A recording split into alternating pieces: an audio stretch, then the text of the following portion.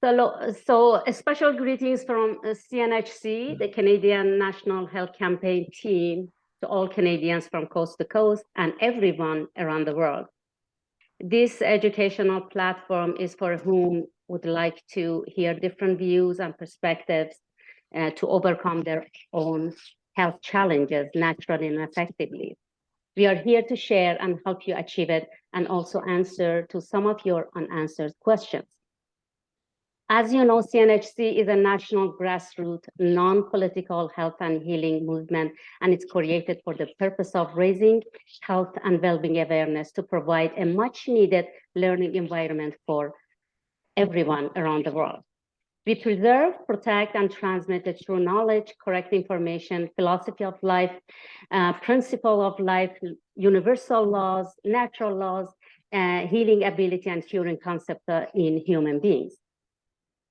Even C.N.H.C, the Canadian National Health Campaign, started as a national movement, but we are not limited in Canada because we are not separated from the world.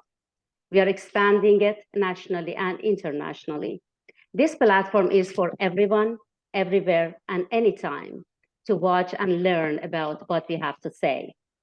In this regard, the Bioquantum Academy in Canada collaborates with educational institutions with the same mission nationally and internationally. So I would like to make an announcement today that as per the conversation that I have with Dr. Steve Chiola in Switzerland, he has been appointed the head of the European correspondence for C.N.H.C.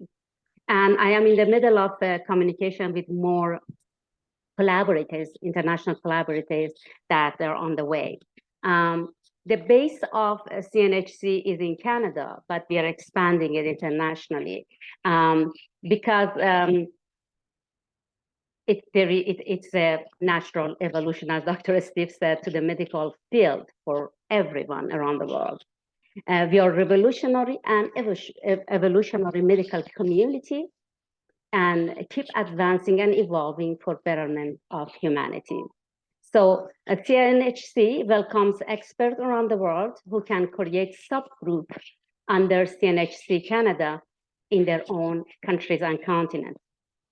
Of course, we come together globally at our global scientific guild conferences 3 to 4 times. I still don't know it's 3 or 4 times a year. So we have different platforms that many experts can come together like 3 times a year. But this platform is bi-weekly, and I would like to invite all my colleagues to join.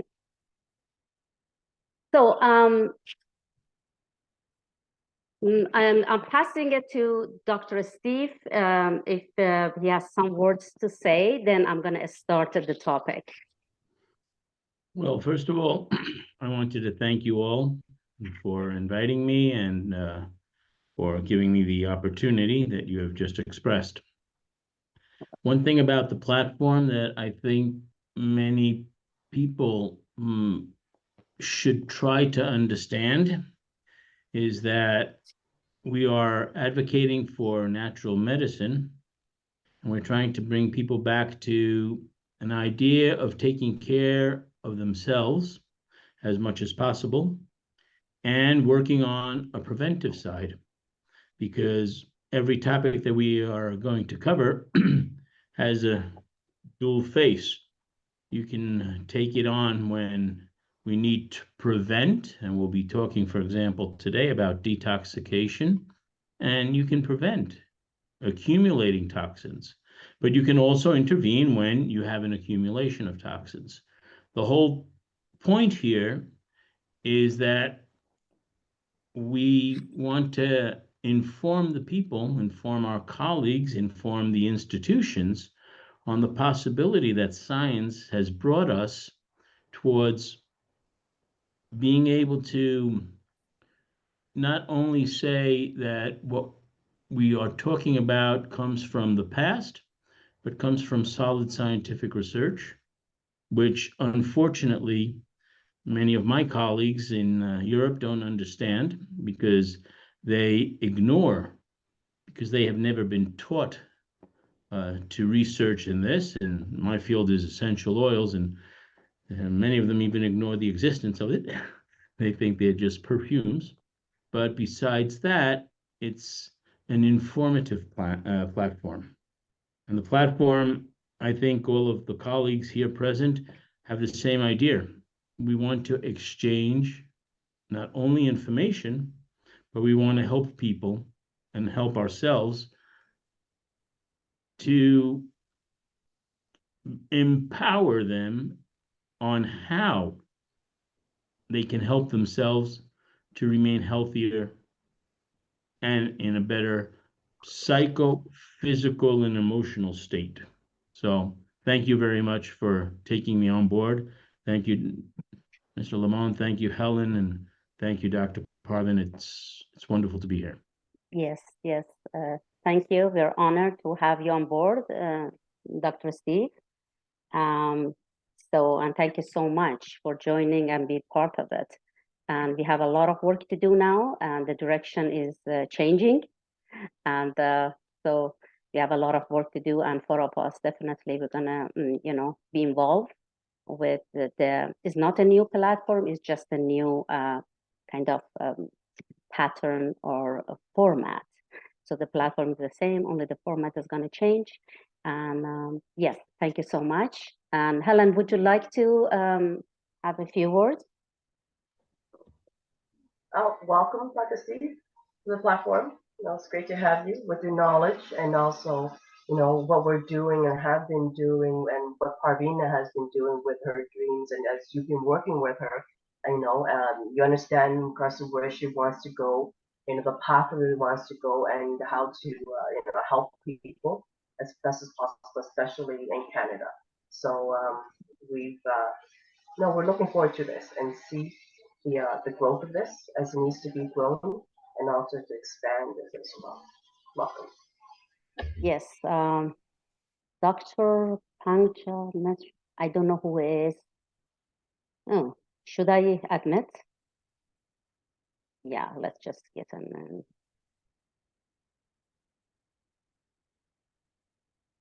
Okay. Hello, Dr. Pankaj.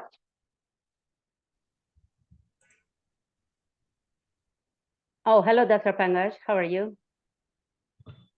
Hi, I'm doing good. Thanks for asking. How about you? Yeah. Thank you. Thank you so much for joining. So I don't know, Dr. Pankaj, you know that is the C.N.H.C, the Canadian National Health Campaign, and I think you joined the event from the LinkedIn, right? Yeah. Yes. Okay. Welcome.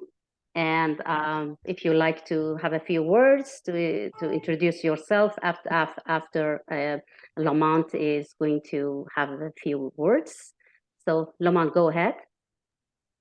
Well, good morning and good afternoon. I just wanted to say thank you so much to Dr. Steve, Dr. Parveen, and now Dr. Pankaj for being here today. This is, quite frankly, a revolutionary idea. The medical model, the allopathic model that I have previously worked with about 20 years ago, I knew was very much flawed. Not directly in every aspect of the allopathic model, but in the ideologies of there was always a pill to cure something. And the symptoms were never spoken of. And the reasoning for, like, such as Dr. Steve has said, is that there's a reason behind everyone's ailments. And the time that we need to take now, the more personal approach that we need to take, the homeopathic community has had a lot more study and a lot more, in my opinion, from just being a layperson. I'm a health and wellness advocate who's worked in the field of supplementation, in hydration for probably 15 years. And have worked with different modalities for myself. So I know it works. I'm not a very scientific person, but I do appreciate people who understand and work in the field of homeopathy. Helen is a very dear friend of mine who's been in my life for over 10 years. And I've seen Every time I have an issue, every time someone we know, family has an issue with an ailment, there's a homeopathic remedy for it. And it's almost instantaneous, considering other therapies, other modalities, other ways from the allopathic model. Sometimes might come up with a relieving of the acute issue for the ailment, but it usually comes at a cost. There's usually something else as a side effect that comes along that then takes another modality and another pill and another, and it's never ending. And once somebody is on this train, it never ends. And now today we're seeing this prevalent in the world, and it's time. The time is ripe to start opening the healing ways for the people to take control of their own lives, and for our homeopathic doctors to return to relationship, which a lot of our allopathic models haven't been doing. So I'm very excited to see what we're speaking about today, which is cellular detoxification and pathways drainage from artificial drugs and inoculation by natural approach. So I'm very much willing and very excited to see what you all have to talk about and to show your body of work. Yeah. So by all means, Dr. Pankaj, if you have some words, welcome. Yeah, hi everybody. Actually, I'm an instructor at the University of the People, which is an asynchronous university, and I teach for that universities in California from India. And I've done my PhD in medical sciences from United Kingdom, where I was working on the cellular pathways controlling fungal pathogenesis in Candida albicans. And prior to that, I did my Master of Science in Integrative Genomics from United States. And I have an undergraduate degree from India in zoology honors. And I also teach, apart from the university teaching, I also teach for an American high school, which is virtual as well. It's also located in California. And that's how I'm associated with teaching. But in cellular detoxification, wherein some of the apoptosis factors, and as well as some of the pathways which are activated in response to any kind of detoxification which is supposed to happen, or the cell has to get prepared. It's something very important at the level of health, not only contributing to the cellular organization or cellular health, but also to organization level or organism level health. So I think overall it's a very important topic to discuss, and maybe come up with some ways to reduce detoxification impacts on the cell and as well as the organism. Thank you, Dr. Pankaj. Again, thanks for joining us.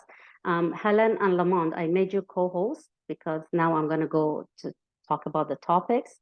So please just allow people in. Okay. So as you all know, today we're going to talk about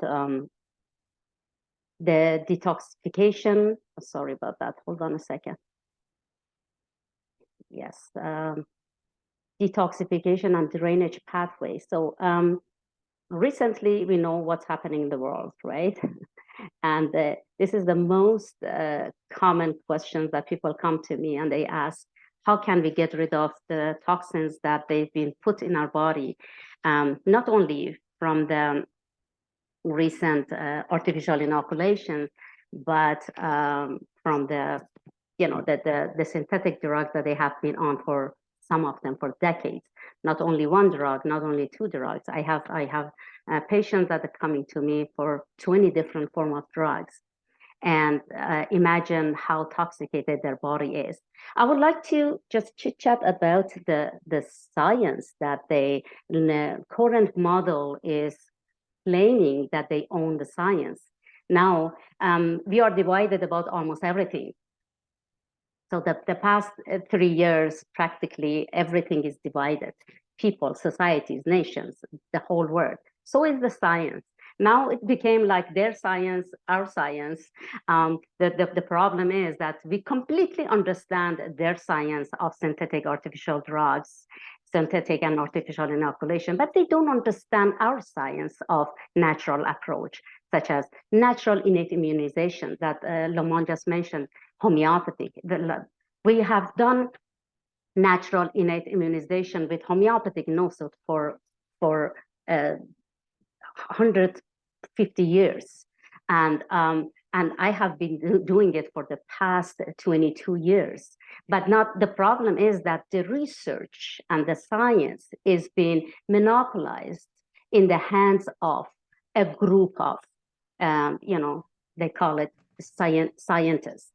But nobody owns the science. Science is the data, information, and knowledge belongs to the cosmos, belongs to the nature. We only have to discover it. We have discovered information the way, for example, homeopathy was discovered based on provings on human beings instead of mice, from natural substances that exist in nature instead of artificially made materials, synthetically made in laboratories. We following the human healing principles. We understand the concept of curing human beings. We follow natural laws instead of keeping people on synthetic drugs for the rest of their lives. We're just activating and stimulating and activating their own healing ability and let them go. But the other science imitating the informations, copying them and artificially synthesize them and call them biology science or chemistry science or gain of function. We work exactly the way nature programmed and dictated. We are talking about true science, nothing else. So whatever we have discovered in nature, we call it information, knowledge. So at this point, who is winning? Nature always wins. When it comes to human internal domains, such as healing, health and healing, the science of artificial, which is the allopathic model, we know that, always losing. The way that is, they terribly lost the past 3 years versus the science of natural medicine or natural approach, because this one is based on the natural concept of cure and philosophy of healing, period. There is nothing else. So modern living, unfortunately, the topic today is about how to detox, how to drain at the cellular level, drain your tissues, drain your organs, because we are swimming in the world of toxins. It's like oceans of toxins. Unfortunately, the modern living has become equal to unnatural living. The majority don't understand that, to take advantage of modern living, take advantage of technology. Yes, the technology advancement has brought us comfort, but is not supposed to make us live unnaturally, because people getting sicker and sicker every single year. So we are constantly exposed to thousands of harmful chemicals, which are actually officially registered by EPA. It's called Environmental Protection Agency. There are thousands of them that they're in air, in food, in water, in cosmetics, in hygiene products, in household cleaning products. And also on top of that, the long-term consumption of a chemical synthetic allopathic medication. And on top of that, artificial inoculations from day one at birth.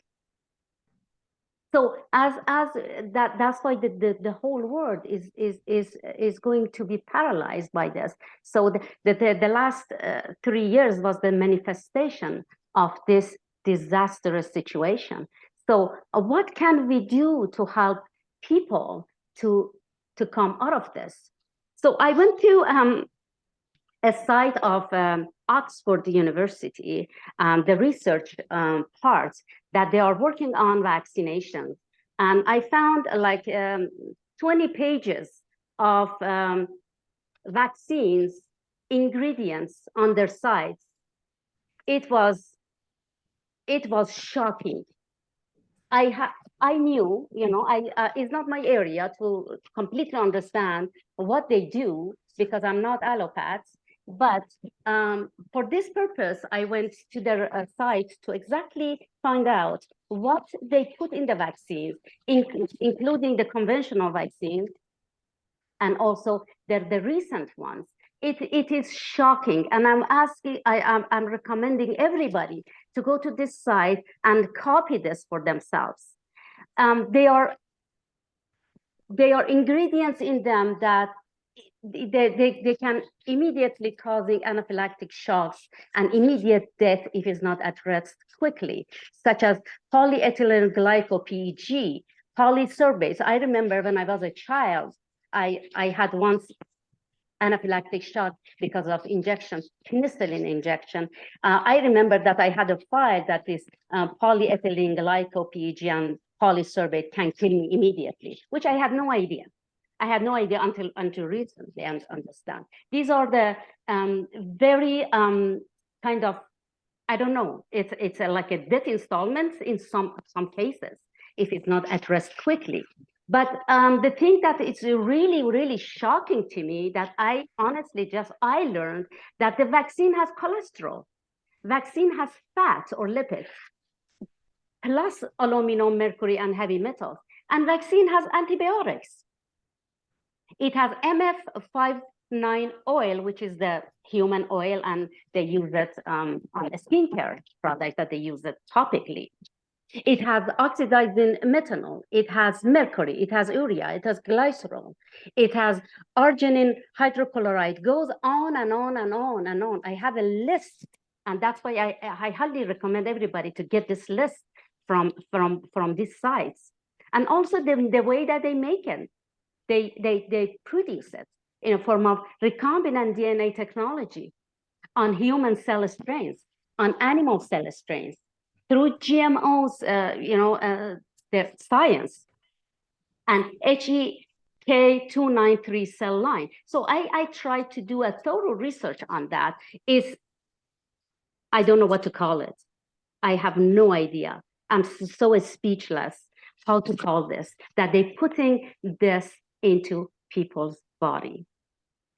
So now we have to do something about it. We cannot stop them because the science is monopolized by the mainstream scientific domain.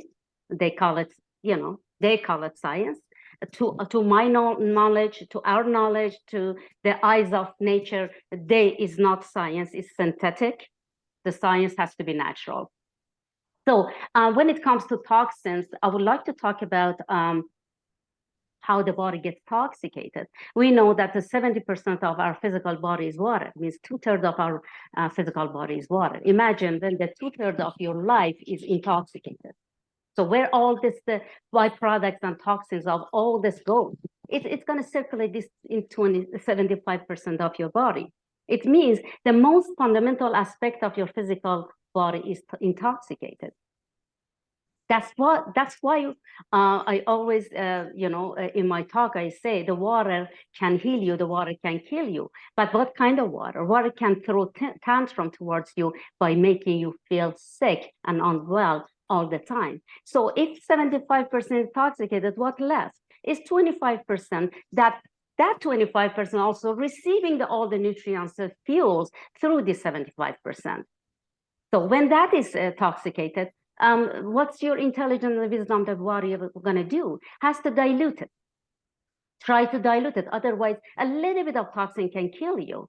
Otherwise, that's why the small amount can destroy the cells, mitochondria, tissues, organs. So that's the reason the presence of toxin creates a lot of unquenchable thirst in some people that they are super toxicated. And we know as homeopaths, I am homeopath, Helen is homeopath, Dr. Steve is homeopath. In our case taking, the prominent questions is, how is your level of your thirst? We just want to know the level of the toxicity in the body. So when the toxins are trapped in your interstitial tissues and consequently cause water retention in the tissues, especially, in so many cases around thighs and waist, for example, in obese people that they come to me, as soon as I look at them, I know the level of their toxicity. So that's why it's very important to understand how water is doing in your system.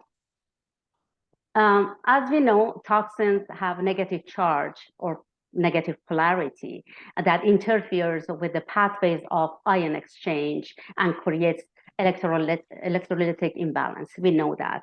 It's toxins bonds with proteins, with lipids, with nucleic acids in your body, causing a lot of changes in your mineral balance, especially calcium, and ultimately cellular damage. Chemicals, toxins, weaken the immune system greatly, and the danger can go to the DNA level. Toxins is considered antigen to the eyes of immune system, because immune system, anything that is non-self, because recognize self from non-self, anything that is non-self to the body, immune system always be guarded and mount immunological responses against them. But do we need antibody against the chemicals? No, we don't. Mostly antibodies is mostly for the pathogens such as viruses, bacteria, fungus.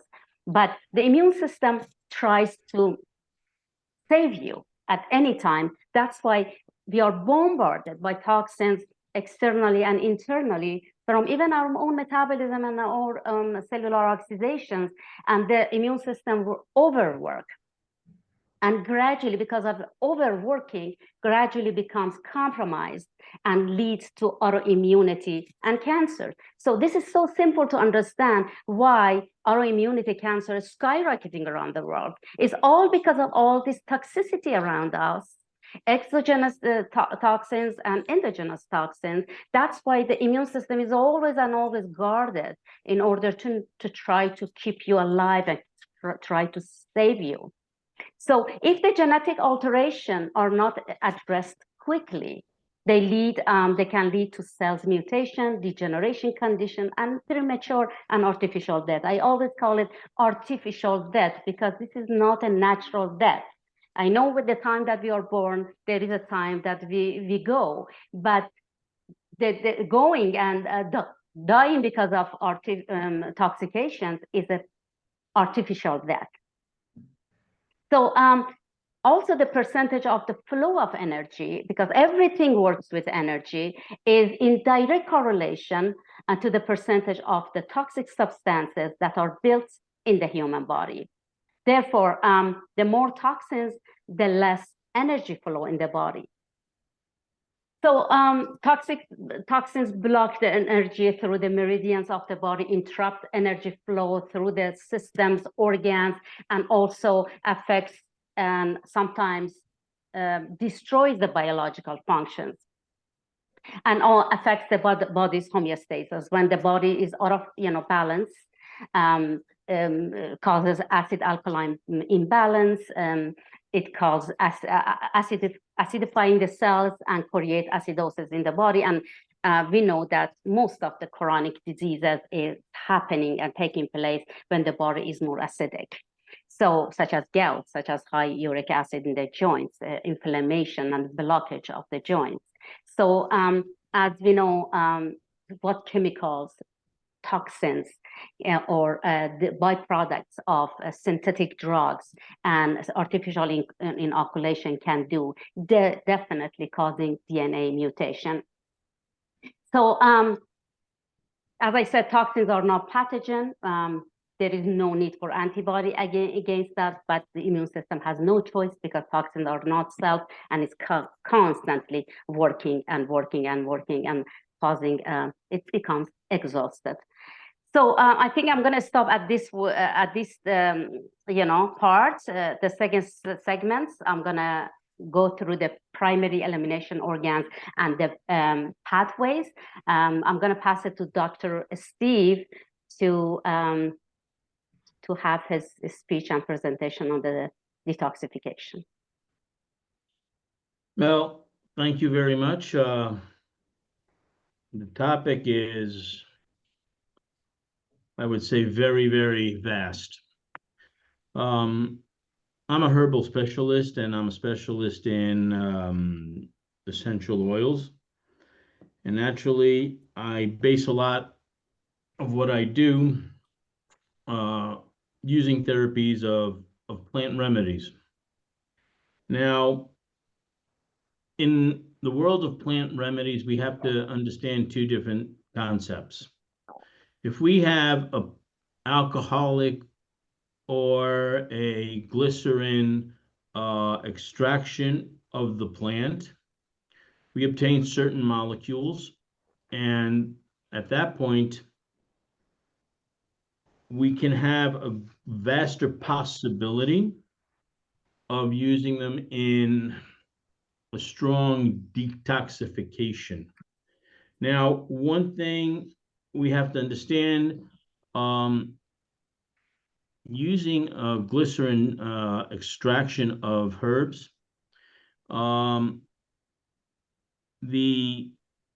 what is called the gemotherapy, and we use actually gems or buds or very, very young parts of the plant. And that is due to the fact that we are using the extracts of cells that have many, many possibilities, and the molecules that we get have the possibility of reacting with the baseline cells of our body. There are some studies that they even have gone way down deep and have looked in the fact of intervening on stem cells. Now, the nice part of this is this part of herbal therapy, we use a 1DH dilution, which means we do not use the substance totally just extracted. We bring it to a 1DH, and the 1DH solution in herbal remedies allows us to intervene in a stronger manner, but in a much easier manner on our body. And the gemotherapy solution is one that allows us to address problems in almost any single part of our body, from the lymphatic system to the nervous system to kidney, liver, intestines, and so on, even the skin. And I've just talked about the main group of organs and systems that have a major role in detoxification process. Now, in herbal medicine, our goal in detoxification is to clean out and restore the physiological functionality. So that is very important. Once we have a physiological functionality that is, let's say, more efficient, our body has a major capability of detoxing. And at that point, a deep detox with homeopathic remedies allows our body to react much better.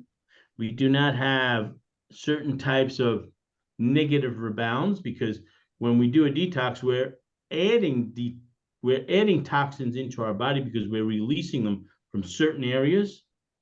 Okay, and just to think, when we talk about detox, and very few people talk about it at the minute they start thinking about going on a diet for weight loss. And if we start thinking, now, what is the lipidic cells, the fat cells, what is their use in our body? To neutralize substances that our body sees as toxins, or that our body cannot actually eliminate.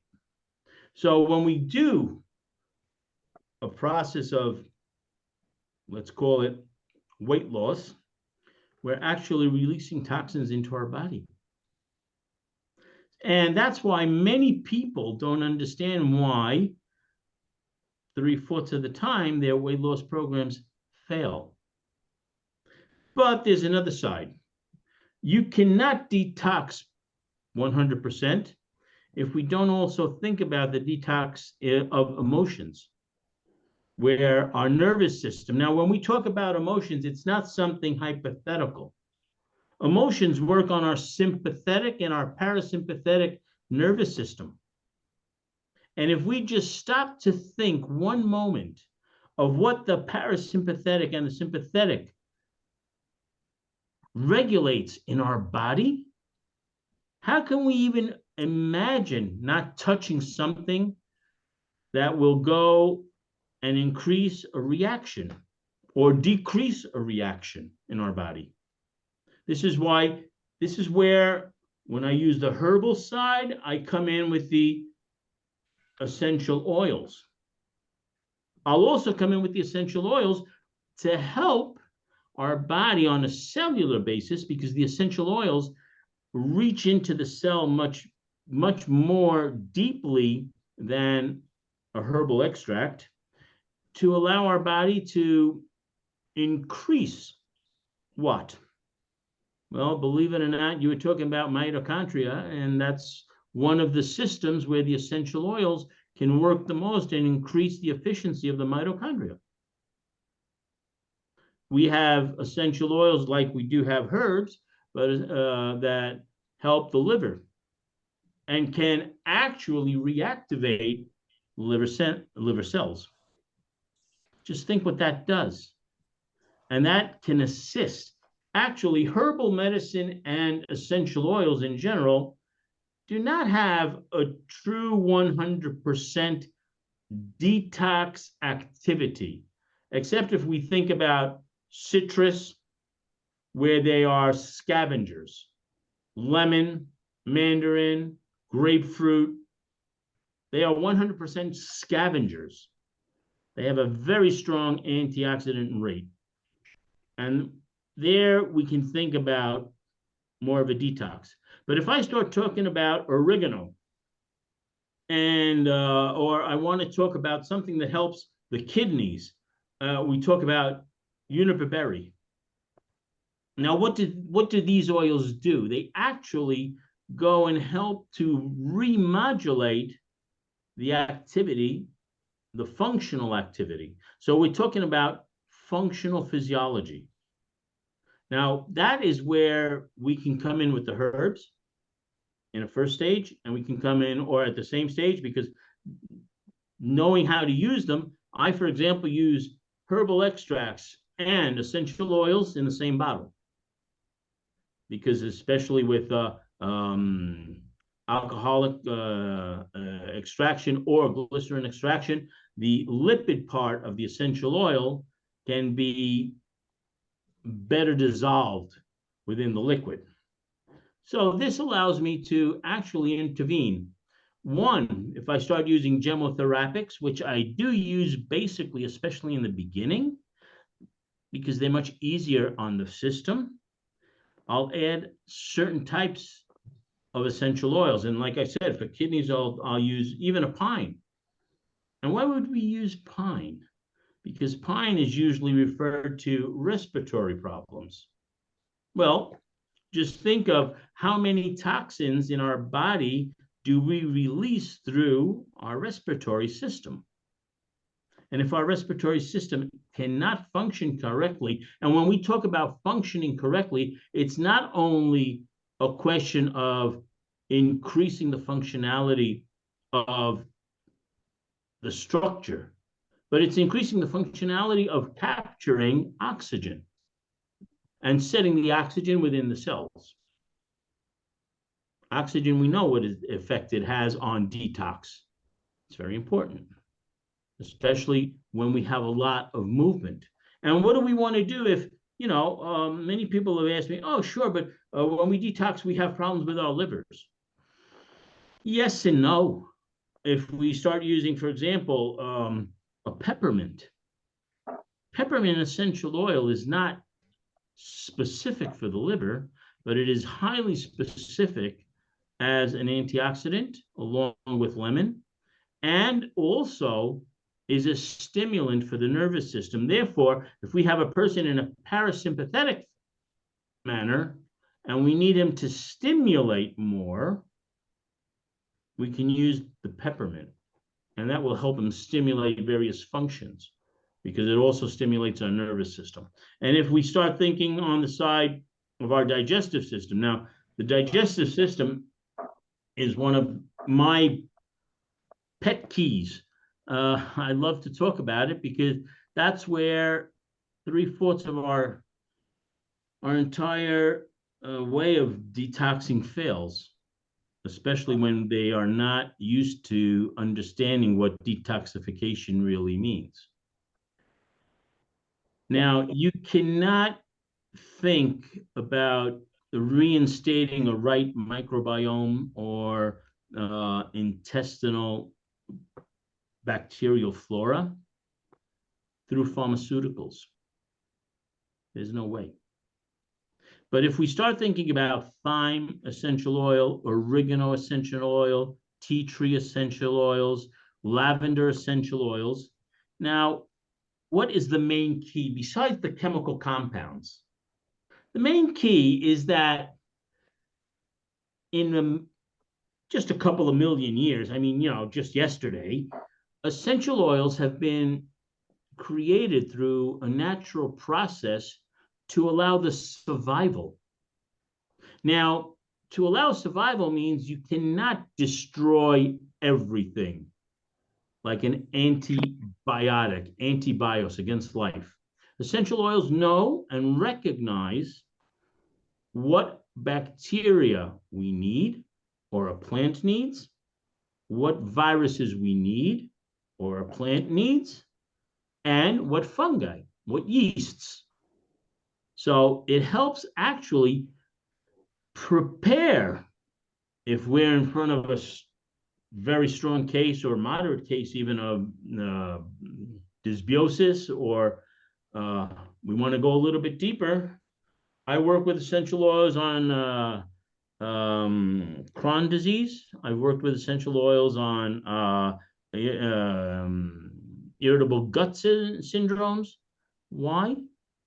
Because they prepare the terrain, eliminating what has to be eliminated or reducing it to a normal state. For example, that's what the essential oils do with a lot of the candida in our intestine. Now, candida, we know, is one of the easiest problems that we have to face.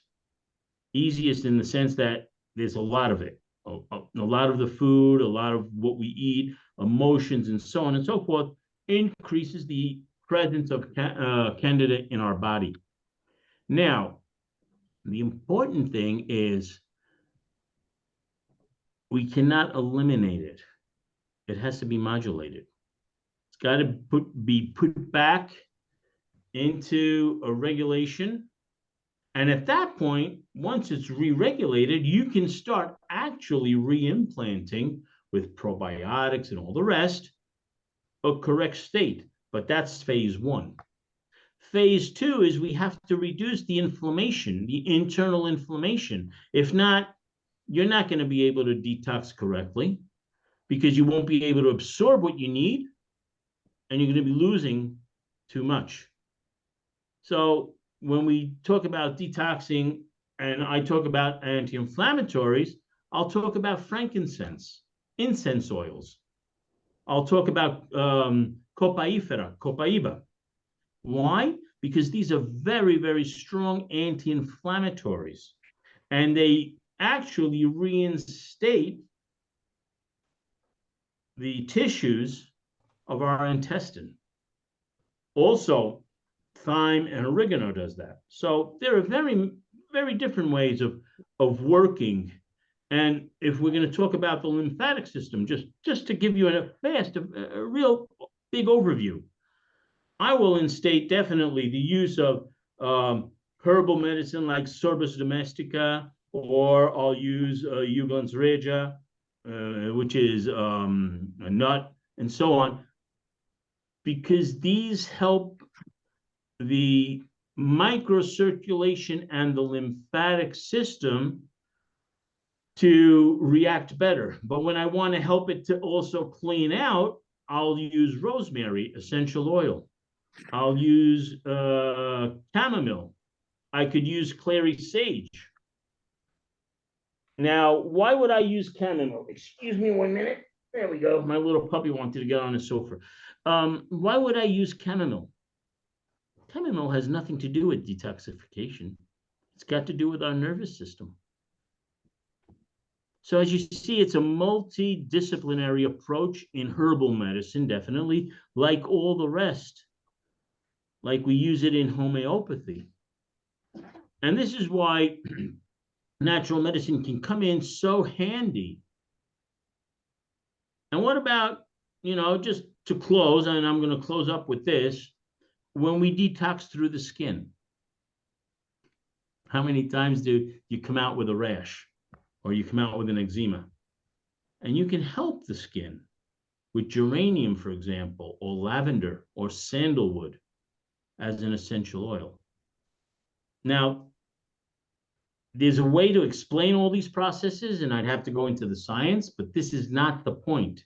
The point is we can use many different pathways, and all of them come towards detoxification. I just want to leave one last message. When we talk about essential oils, you're going to read on internet, detox with essential oils. That is one of the biggest lies that internet is giving you. I can support all the detox methods, being salts, being homeopathy, being whatever you want. I'll give you the support that you need to reactivate our various physiological systems. But essential oils, except for the citrus oils, do not actually detox. Thank you very much. Thank you, Dr. Steve, for your elaboration. So I'm not an expert on essential oil. I have no idea, but definitely I've been working with gemotherapy for the past, 25 years. I know that, but from my domain, that is homeopathy, I do it with homotoxicology, is the best scientific system of medicine for detoxification. So I would like to just, before I pass it to somebody else, just a little bit talk about primary and elimination organs that Dr. Steve mentioned briefly, that there are three major organs as filtration system in the body. Our major filtration system are liver, kidneys, and lungs. But the secondary among these or elimination systems are the skin, gastrointestinal, nose, ENT, mucous membranes, genitals, and nerves. If our primary elimination organs are overloaded, such as kidneys, liver, and lungs, the body has no choice but to rely on the secondary organs, such as the skin or digestive system, or mucous membranes. That's why in my teaching, I always say, for example, a skin and liver have intimate relationship. They're like a husband and wife who throw tantrums on each other. So my patients with the skin disease will come to me. The very first thing I work on is the liver, because there is a kind of close and intimate relationship between these two organs. So the very first thing I do is the liver. So I don't touch the skin. So because these pathways and liver and skin has to be addressed.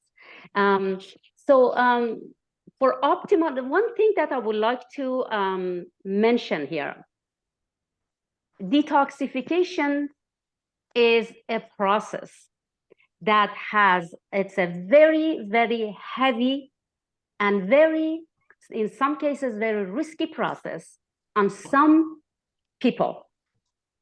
At this point, not everybody is candidate for detoxifications. What I'm saying is not the detoxification that they do it at the functional level. Detoxification that we do it at the cellular level, which I do it with homotoxicology, because toxins, first of all, are flooding in the lymphatic system in everywhere, and all the major emunctories are, if they are blocked, we can put the person at very risk and danger. So at this point, we have to neutralize the toxins before we move them out. So when we neutralize the toxins, we have to shower the body by certain minerals, because we know that toxins, they have negative polarities and they bound with the positive ions. And they're going to be, the person is going to be very deficient in minerals, which it's happening in intoxicated individuals. So at this point, nutrients cannot get into the cells, and detoxification needs a giant amount of minerals. I will never ever do detoxification before I mineralize the body. One thing, and second thing, I will never do detoxifications before I open up the major primary emunctories, liver, kidneys, and lungs. I do not rely on the skin. I do not rely on the digestive system or mucous membrane. So that's why there are two major parts into the detoxification, actually three: the mineralization and detoxifications, and then elimination, which is the drainage. So the very first thing I do, at least 2 weeks prior to detoxifications, I work on the major emunctories, liver, kidneys, and lungs. These are pathways, hepatic pathways: liver, gallbladder, and ducts, renal system, kidneys, urethra, and bladder, and also lungs and bronchs. These are something that I work before I do detoxification. I just want to let people know that the detoxification is not what you think, to just remove the toxins right like this and move them from the intestine. Intestine or defecation is the secondary emunctories. It means your major emunctories are blocked. Means you're still in danger. So the functional detoxification that people doing it, and they're getting recipes from online and from different stores or whatever, can put the person in very permanent danger. So at this point, that's why I highly recommend, do not do detoxification before you're talking to a very qualified practitioner. And one more thing, that detoxification cannot be done only with food. So food cannot do it at the cellular level. Let me just get to this important tips. Yes, go ahead. Dr. Parvin? Yes. I'm very bad at names, so please excuse me. Dr. Pankaj, you had a question? Yes. Or you wanted to say something? I want him to go ahead and say something. I had a question. So this is the first time I'm learning about the herbal medicine and the mode of action to remove the toxins at cell level and also at physiological level from the human body, or it could be animals as well. Yes.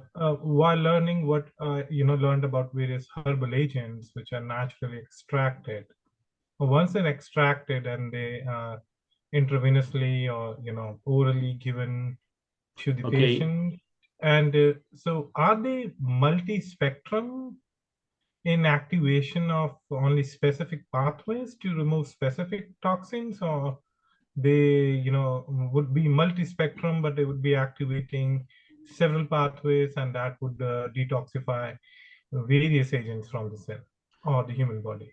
Well, I'll give you a straight out answer. Yes. Herbal medicine is a multifunctional pathway, because we're not talking about a specific molecule or a specific agent. We're talking about a couple of hundreds of molecules whether it is a herbal extract on an alcoholic basis or a gemotherapy basis or an essential oil, we're talking about a complete extraction of certain types of molecules. Now, in herbal medicine, the molecules will be of various types, where you're going to have, and this is where you really have to know the herbs very well. You're going to have minerals, you're going to have vitamins, you're going to have hormones, you're going to have other agents that allow the body to reactivate certain processes. Now, as you know, our body does not function one process at a time. So this is why the multiple spectrum of the herbs activates principally in one area, let's say the liver, because the constituents in that herb are basically more present for liver, but they will also work on secondary functions that have nothing to do with the liver, because the liver has to be drained. So that's part of the herbs. The essential oils, on the other side, we extract only what we call secondary metabolites. Therefore, we do not, and they're terpenes on a chemical basis. We do not have vitamins, we do not have minerals, we do not have proteins, we do not have hormones, because the essential oil is actually a substance that is created by the plant to protect the plant and to keep its vital processes in a balanced state. But if I use an essential oil, like for the lungs, okay, and let's talk about eucalyptus one moment. Now, not only will I have bronchodilation, but I'll have the possibility of mucus expelling. I'll have the possibility of lowering the accumulation and the formation of mucus, not because of something special, but because there are molecules, and for example, 1,8-cineol is one of them, that are very strong on antibacteria and antifungi. And then there are minor molecules that will help the drainage. So it is a multi-spectrum activation, not only on a cellular basis, but also on a physiological functional basis. That's where apart from cellular base, sorry. That's where herbal medicine and must be studied. Let me put it that way.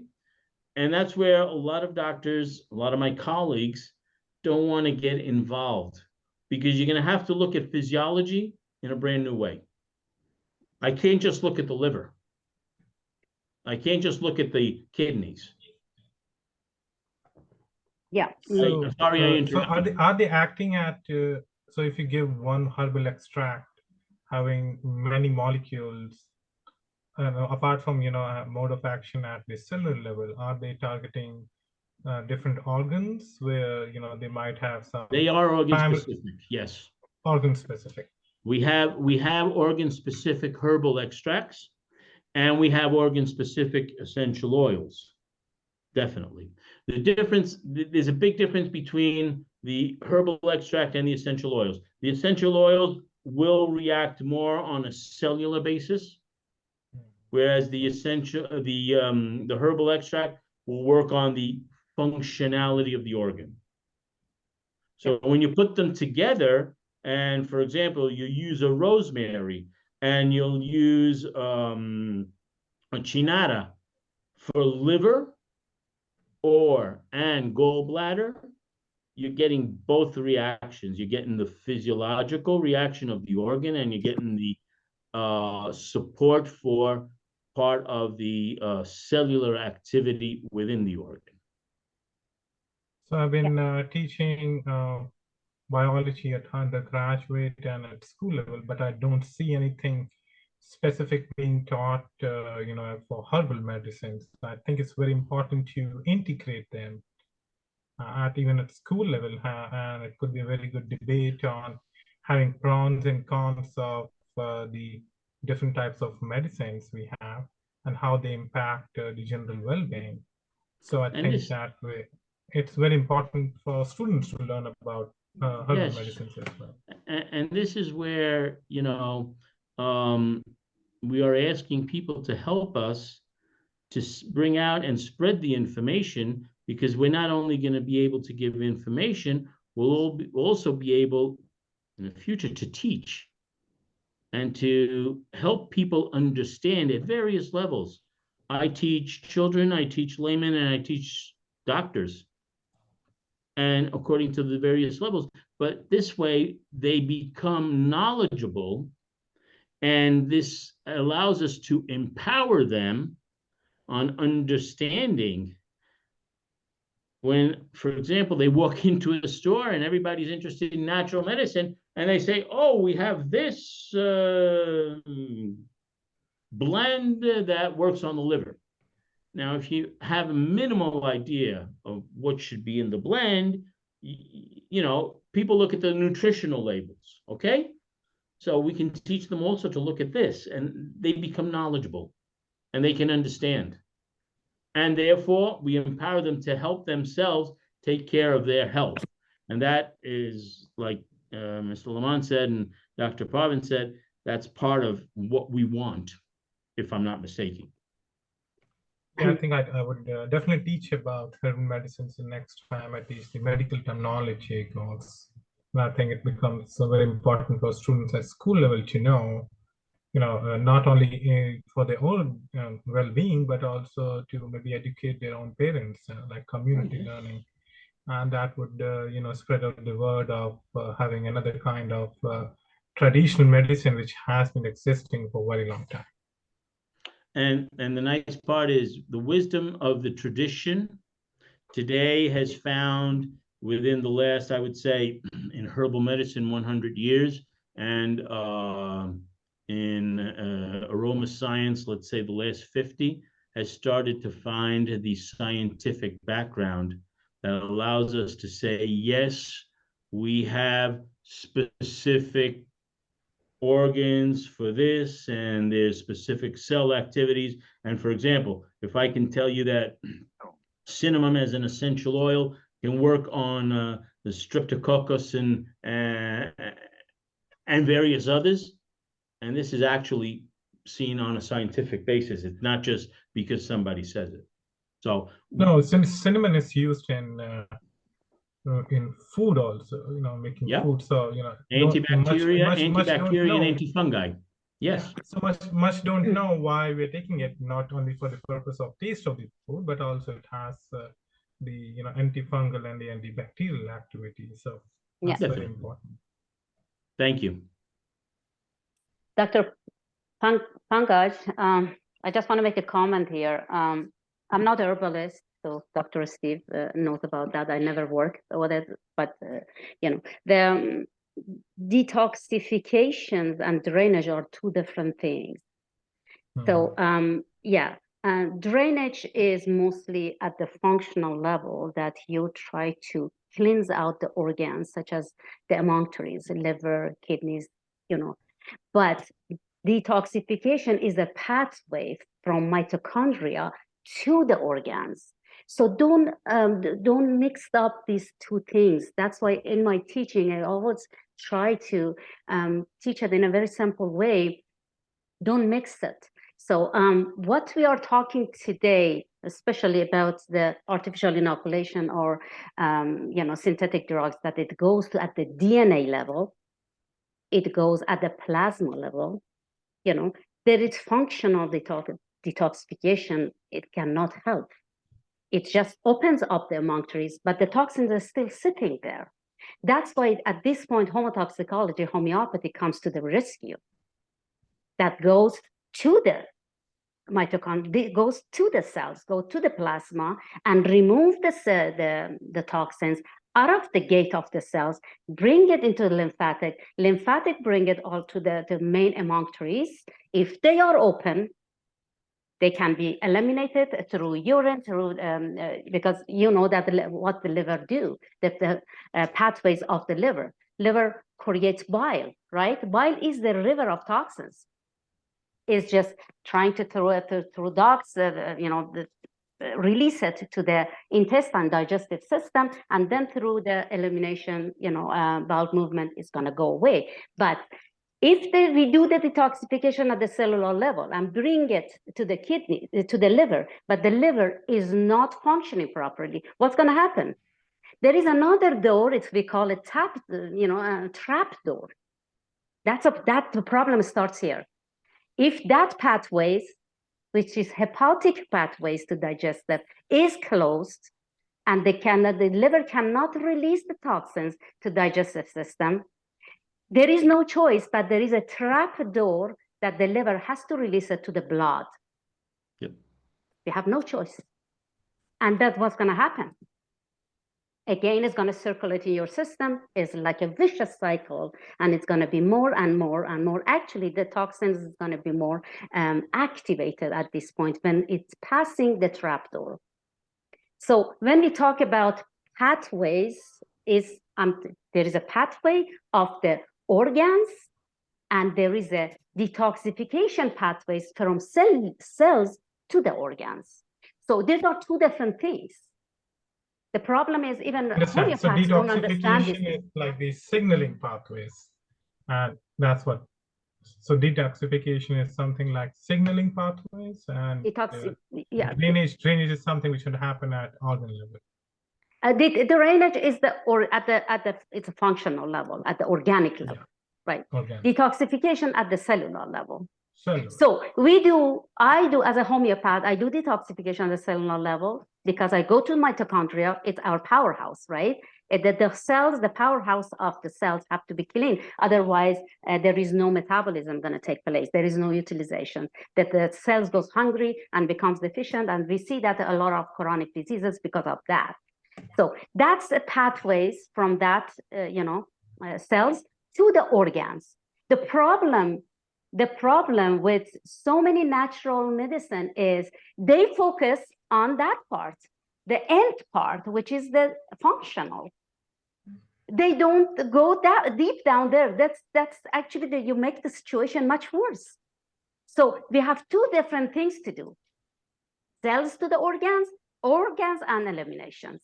So what I do it with homeopathy, could be single remedies, could be complex, could whatever. I go to mitochondria, I go to the cells, I cleanse the plasma, bring it to the emunctories.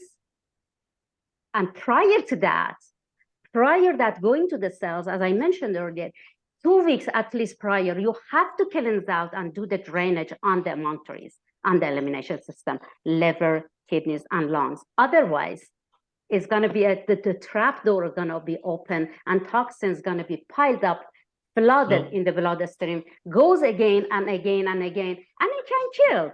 Honestly, detoxification is a very risky process. That's why not everybody has to do it.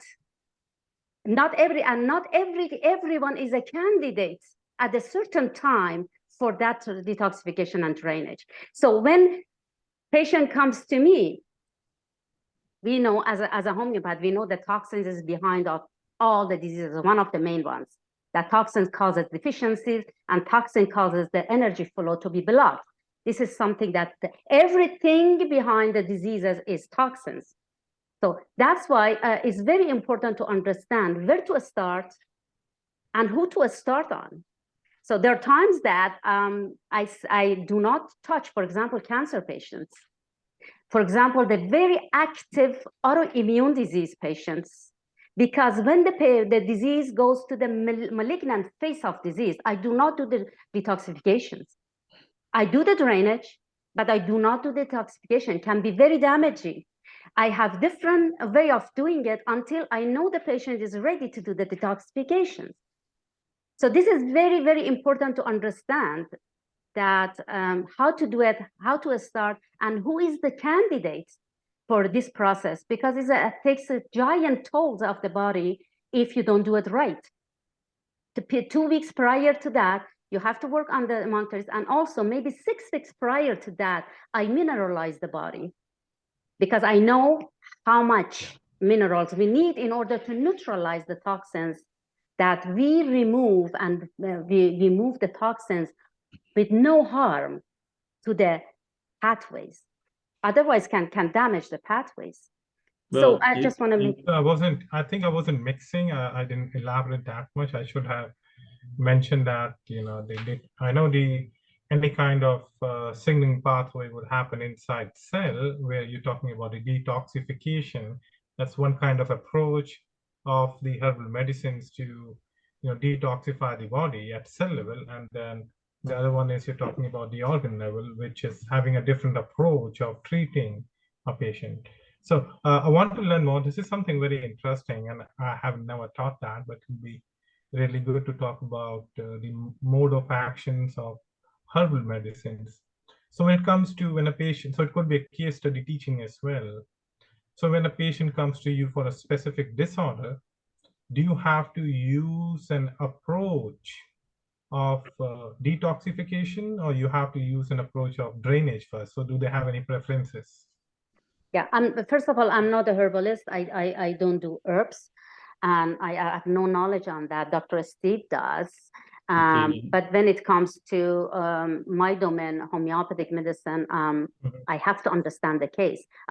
The same thing, I have to understand the case. Sometimes I just reject. Sometimes I say it's not the time. Maybe the next 3 months is a time for detoxification. But as I mentioned earlier, we have to do open up the emunctories first, the main emunctories, because I don't rely on the skin, I don't rely on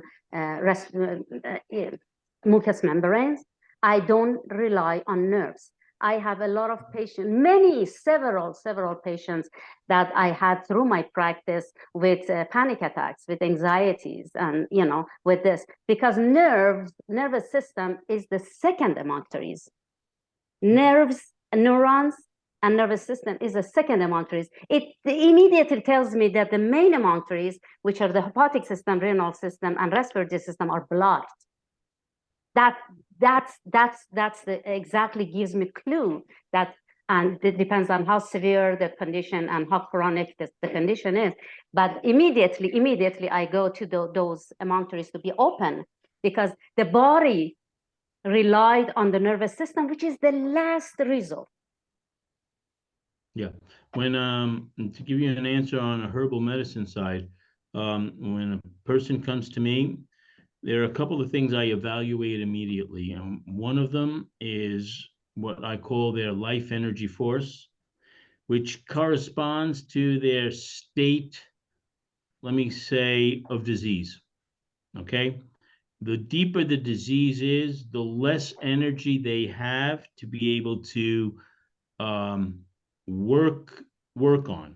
So I will use herbal medicine to start opening the emunctories, definitely, but the choice of the herbal medicine is going to depend basically on their actual state of life force.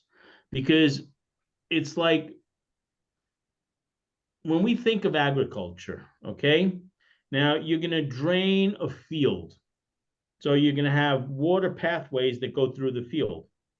But if at the end of the field that drain is blocked, the water is going to just start to accumulate on the surface of the land.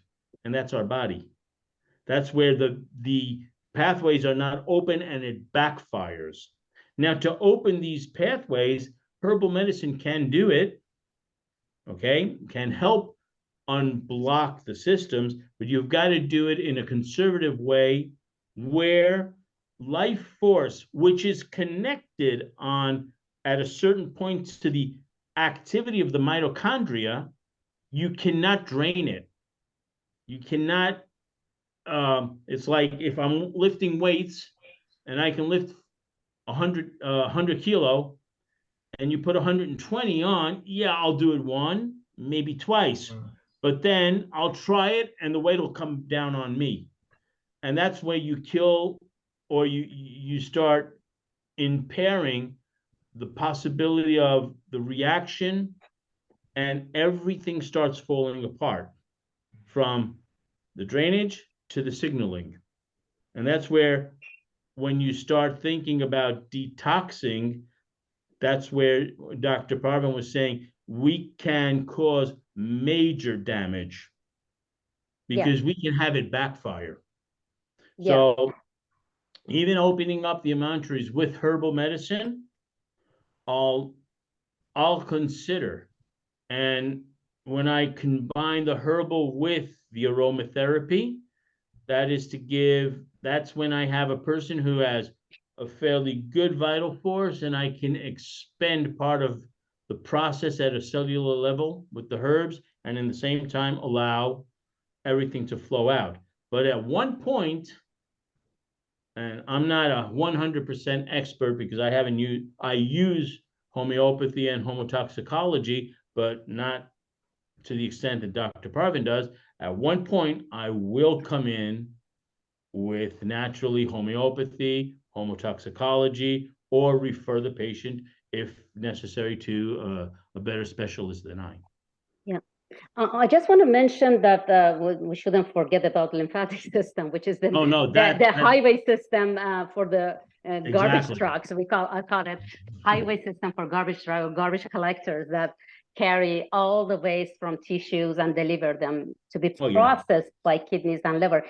Everything that we talked so far, it's all going to come to the highway system, which all the garbage trucks are moving towards kidneys and livers, and to bring all the toxins for defecation and urination. So at this point, when the lymph isn't flowing and moving well, it's like a traffic of toxins in the highway. What's going to happen? Nothing is moving. That's the danger comes.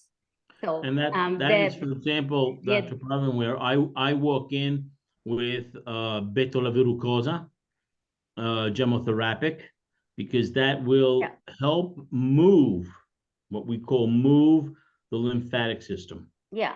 The poor lymphatic, which all the detoxification is relying on this highway system, relying on these garbage trucks.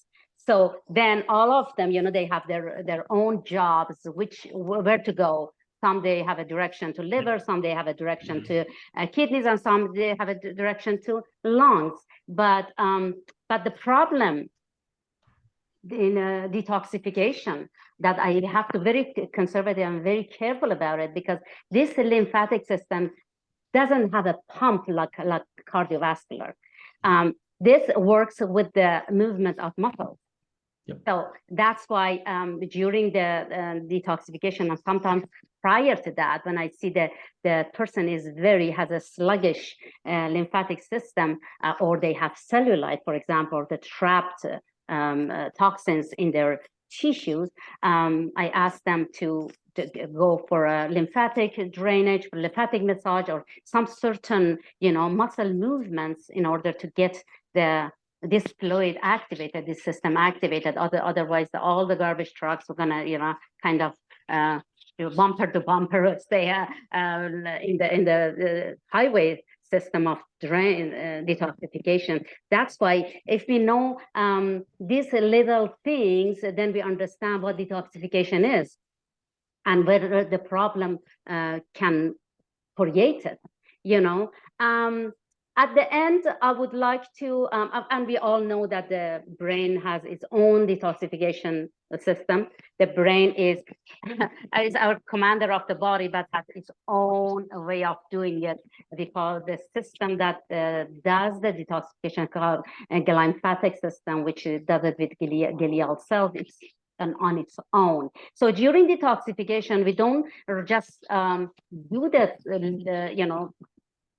the pathways, only the pathways of cells to the emunctories. We do the brain as well, but because the brain has its own lymphatic system and it has its own way of doing it, we kind of support it in a different way. So as we know, detoxification of the brain and regeneration of the brain happens only when you sleep. So that's why we encourage and support the good quality and good quantity of sleep for that form of detoxification. I've seen patients with artificial inoculation the past like 15 months that affects their sleeping. And when I take the case, I would understand that their brain is not detoxifying well during the night. So there are a lot of things that I have to do when I do the whole pathways. So as we know, the cells are on the top of the drainage funnel. So everything has to be open. There's a highway system, the rivers such as bile, kidneys,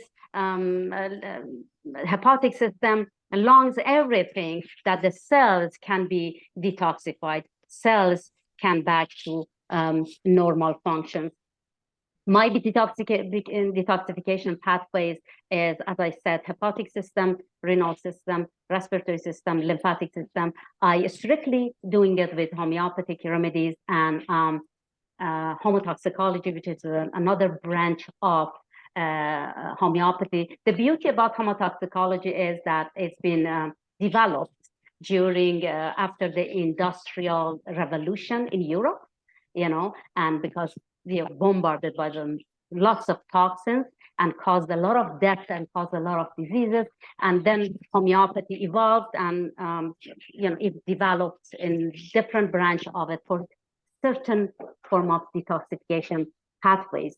So on top of that, definitely food and nutrition during detoxification is very, very important. I very highly encourage a special form of fasting. Not for everybody, is designed by me according to the case, and mineralization, but by like green juices and form of exercise to move the lymphatic system and changing the lifestyle. So this is a myth if you can just do detoxification at the cellular level only with nutrition. But nutrition has to be modified, has to be corrected for sure, because you don't want to unload during the, otherwise it's going to take a huge toll of the body and system during detoxification. So if I'm done with that, I pass it to the ambassadors. If they have something to say, Helen, Lamont, you go ahead, and then we're going to have a few words.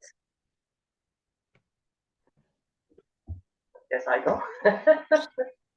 No, thank you for that. That was great, because when listening to all this, it just brings me back to in regards to being very gentle with our body, because our body is made of mostly water. So whatever we put into our bodies, what our body will absorb and circulate throughout, right? It'll go through our brains, it'll go through our heart, everywhere. So that's why we have to be careful in regards to what we will introduce to it first, right? When I was working within a nutraceutical company, it was a professional brand, and they did talk about drainage, and they also did touch a base on the energetic level of the individual. If the individual's level is very low, you cannot penetrate them with anything. You have to be gentle. You have to go very organ-oriented to actually open the pathways so that they're able to function properly and raise their vital life, so that you can help them to get back to the ultimate health.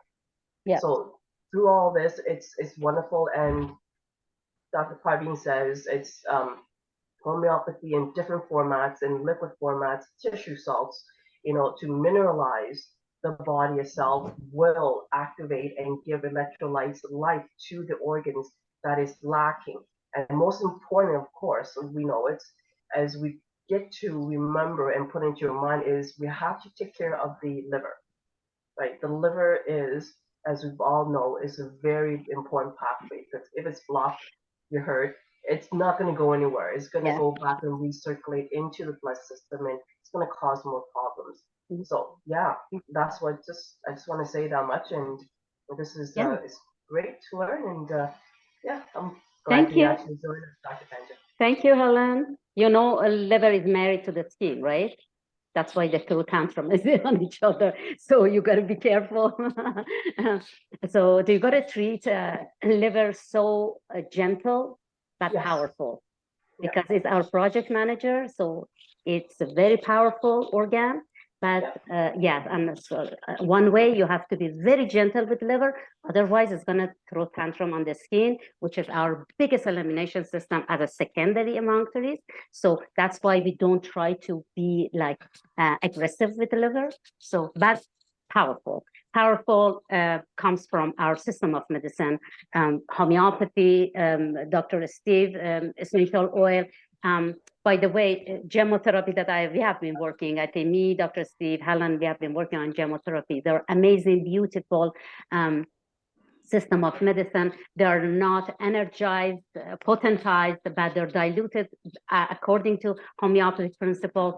And they're like a bridging between a form of herbal, like a mother tincture, to homeopathy, but in the middle is doing an amazing job because they are developed from the buds and embryonic tissues that they have beautiful, wonderful form of hormones that works at the mitochondria. And the beauty, another beauty of gemotherapy, that it's very compatible with homeopathy and homotoxicology is gemotherapy has beautiful, wonderful form of minerals, everyone. Like Prunus amygdala, like Jacqueline regia, like a juniperus. They all have specific minerals. That's how nature, I don't know, nature it's a program everything so well. When gemotherapy goes for the gemotherapy does not do detoxification, gemotherapy does drainage. So it's releasing the minerals in one way, at the same time is binding with the toxins. So binding with the toxins to remove the toxins from the cells and releasing minerals. It's amazing. That's why with gemotherapy, the body does not take a huge toll during detoxification and drainage. That's why when I say we should shower the body by minerals with gemotherapy and tissue cells. So we are, as homeopaths, and also Dr. Steve is a homeopath as well, we are not a big fan of mega doses of anything. We work on the train and constitutions. We don't work on the chemistry.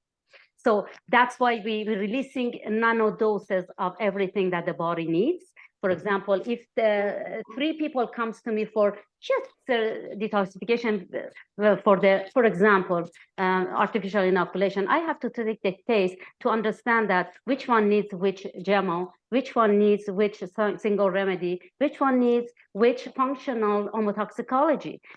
We don't have a pre-ready prescriptions for everybody. They are, because we have to understand which minerals, which kind of tissue salts or remedies we have to, it's applied the best suited to that particular person. So I pass it to Lamont. Lamont, go ahead. Sure. Well, thank you very much, Parveen. I always love how you tie it all together because, quite frankly, I'm pedestrian when it comes to the science behind what you've learned for so long. I mean, I've had practitioners around me who give me really easy ways of just fasting, intermittent fasting and fasting, from spiritual works, the Bible, different ways. It's a very simple way for me because I've tried to keep things very simple in my life because I haven't had a lot of education. So I try to keep things very simple for myself. And if I can keep down to a very easy way what I put into my body, it's translating to me what is going in there and what I can assimilate, and really great water and supplements. So I try to keep my body as clean as I can. I've never had to go through a detox of my own outside of such a thing as a master cleanse, for example, right? Olive oil, lemon juice, certain things. And I've never really paid attention to a lot of to detoxification myself. So I do apologize. I just I listen to you guys, and I love being in these environments because I learn a lot more. Yeah. So I appreciate it, guys. Thank you, Lamont. One misconception, I think I'm going to repeat it again, that people think that doing the colon cleanse is a detoxification. That's not detoxification. It's just elimination. Elimination is not a detoxification. For example, colon, first of all, colon or digestive system is the second among trees. epithelial tissues doing the second amalgam. When you do the colon cleansing, it means the first amalgam, the primary amalgams are blocked. So you don't do detoxification, you don't do drainage, you're just making your elimination a little bit faster, which doesn't do much for your mitochondria. Actually, one thing about colon cleansing needs 15 days of preparation. You cannot just walk in and do a colon cleanse. Here we go. Yep. Yeah, even that, I've worked in with various colleagues who do it, who have done it, and each one of them always said at least 15 days of preparation. I had several patients through my practice that they have come with a problem of elimination. So they were diagnosed with Crohn's disease, with celiac disease, with this disease, with that disease, which doesn't apply to us. When I took their case, the very first thing I realized that they have been, for example, in C.N.H.C, what you call for constipation. So for God knows for how long, and and I said, I asked them what the purpose for detoxification. I said, you already damaged the peristaltic movement of your large intestine by doing that, because large intestine has its own peristaltic movement, which is naturally coming. And we know that all those peristaltic movement works with the certain minerals. There's always a deficiency of certain minerals. And when this colon is relying on something mechanically to move and eliminate, the waste out of your system, that's how the body becomes. The body is very prone to be lazy, and especially the colon. And then if they don't use it, they become constipated for life. If they use it, not only damaging the peristaltic movement of the large intestine, which becomes dormant and inactive for a long time. Also, you can eliminate a lot of electrolytes, which they are absorbed through the large intestine to the system, the water and the electrolytes. So that's why they come to me very, very sick. And when I take the case, that the purpose of taking the case to understand what they have done to their body, then I understand, oh my God, they have been on like this form of the herbs for the purpose of detoxification. Not only they didn't do detoxification, they damaged the peristaltic movement of their large intestine. So you got to be careful about what information is out. The reason that I always say we teach the correct information, we bring the correct knowledge, and whatever is based on the healing principles of the human body. So anything you go against it and you just call it detoxification to make you happy, you can actually create a huge damage on the system. So these people that they come to me with diagnosis of Crohn's or whatever, which would absolutely not, takes sometimes longer to be cured than somebody who comes with cancer. So that's you have to be very, very careful with that. I just want for to me, it's make great learning, actually. Sorry, go ahead, Steve. No, go ahead, Dr. I think there was a bad connection. I started speaking. So I think for me, it has been a great learning, not only, understanding the mode of action of herbal medicines, but that could be a very good teaching part, and I identified there's a gap in knowledge, both at school level and at undergraduate level. I think that needs to be filled in. The other part is I remember students usually working on the extracts of plant and studying in the lab, the antifungal or the antibacterial properties. So I think that's what they do at microbiology level. And I think the next step I think needs to be done is maybe looking at the detoxification pathways, and whether they're activated or inactivated, because generally the genomics part, which is one of the mastery I have, we could look at how the extracts have activated certain pathways. That means there are certain genes which are involved in activation of those pathways. So that could be something more interesting and insightful for students to Right. up that as a research career.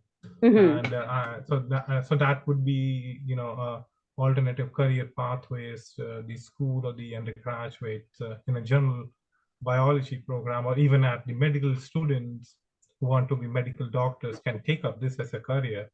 So don't, not only, treating patients, but also finding out new novel genes or novel proteins which are produced by the cells, which might be important not only treating a specific disorder, but also maybe detoxifying cell, or maybe involved in drainage of the organ.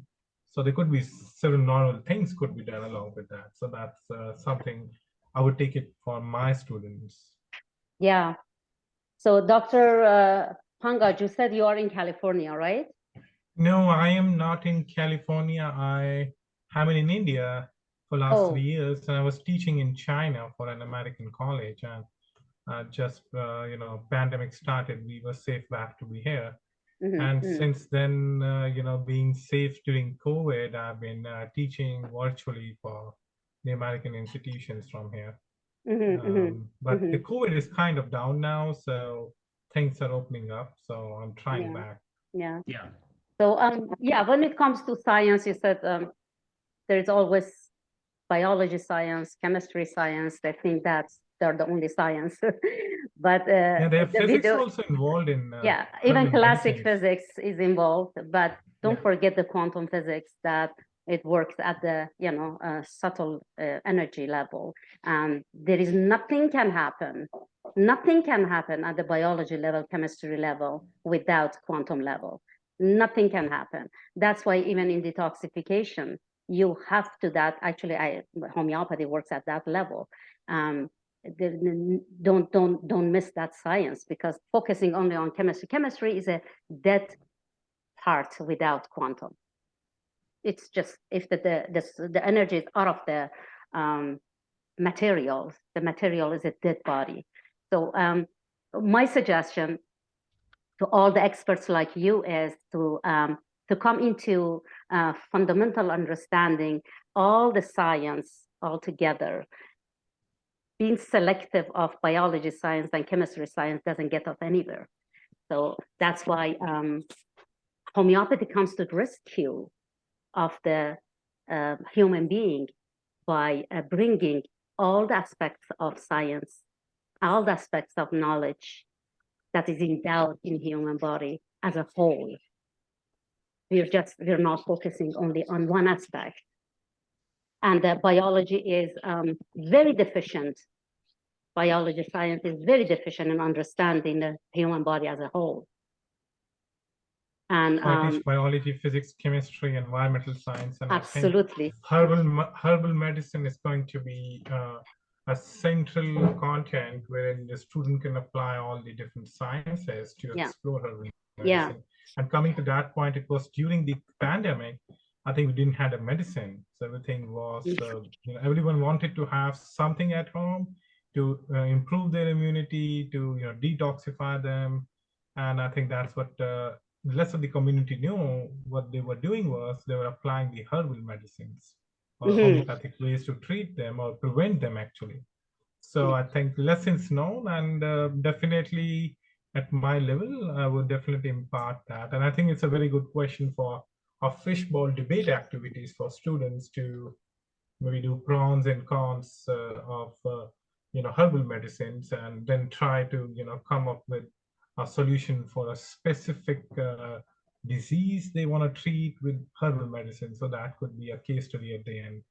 So there are different ways I can use the teachings from this session. Yes, awesome. So as I said, biology and chemistry definitely they talk about matters, right? And classical physics, it talks about how matter change to energy, right? But they never talk and they never elaborate on how matter behaves in the universe. That comes to quantum physics. So I think everybody at the educational level should teach that to their students. We are liable for that, to teach Yeah, that. I think I would add that to my environmental science course. So just send some recommendations that Yeah. I think we were studying about the toxic agents. That would be really nice to have something related at environmental science student to have Right. some part of the herbal treatments which are available. So there's toxification agents coming through biogeochemical cycles, and then how we can treat them using the herbal medicines or the homeopathic ways, because the plants are always involved in the biogeochemical cycle, especially the nitrogen one and carbon one, water one, and then how we can make an interdisciplinary approach of combining sciences. Because if you talk about teaching medicine to environmental science students, unless you don't make connection or co-curricular connections, it would make difficult for students to take interest in understanding a content. So I think that ways physics and other, biology, chemistry has to be centered on homeopathic or herbal sciences. I'll try my level best. I think it would be really nice to have some of your I'm gonna contacts. drop so a bomb on, I'm gonna drop a bomb on all of you. One thing that, if we want to talk about understanding a, let's call it holistic view altogether, and therefore not just talk about a disease, a symptom, or an organ, I think we all should go and start reading a bit. For those who like Ayurvedic medicine or traditional Chinese medicine, and we start understanding that. I'll give you an example. Dr. Parvin said that the liver is the main inventory of our body. One of the main. Okay, yeah. Kidneys and And lungs. it's one of the ones we address at first. I want you to remember that if we don't address the emotional state of the liver, which has to do with rage, anger, frustration, you're not going to be able to get the liver to function. And if you don't get the liver to function, you're not going to get the muscles to function. I said, don't make liver angry. I said it. Exactly. But I'm just, and all of this is in the antique science, for example, in India, in Ayurvedic medicine, and I'm a specialist in traditional Chinese medicine.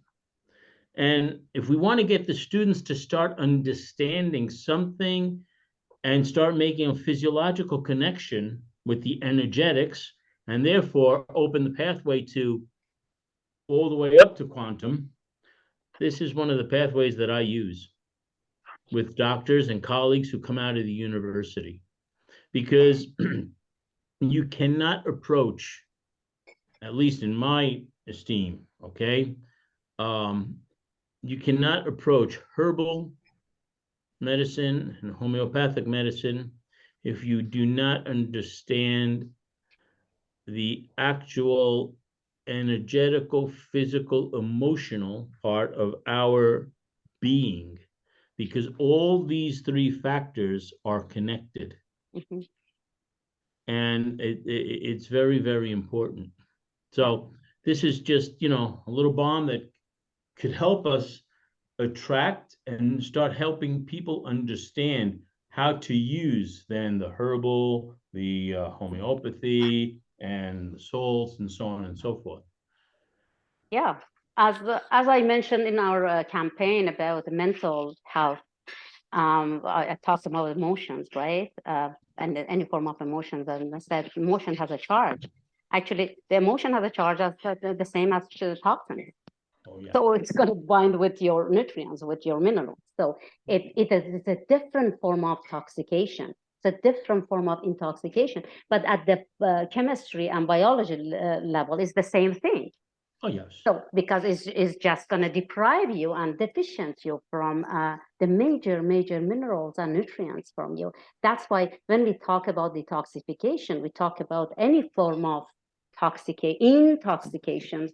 Could be, cellular oxidation, metabolism, emotions, and everything. Imagine during this the pandemic show that happened the past 3 years, I think the fear that they created in people had more intoxication than the virus or the inoculation itself. So that's why that we have to always bring a treatment as a whole, because the human being is wholesome and it works as a unit. Mental, emotional, and physical, they're all in physical. So energy is different, subtle energy, but these are all, they can toxicate. Even we didn't have time to talk about electromagnetics, that, yeah, this brought us a lot of comfort, advancement, and now I can see Dr. Steve from Europe, Dr.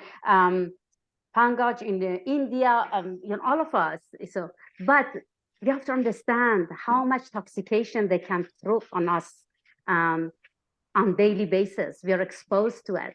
Like, what should we do about it? So again, when it's exceeding from your electromagnetic, because you are an electric device and all your cells works with electromagnetics in order to, bring the nutrients in and toxins out. If you're exposed to more electronic that is exceeding from your natural electromagnetic, it's damaging. So these are something that we have to take into considerations, but it's part of our teaching. But there's something that we are limited to do. For example, now for 2 hours we are on this.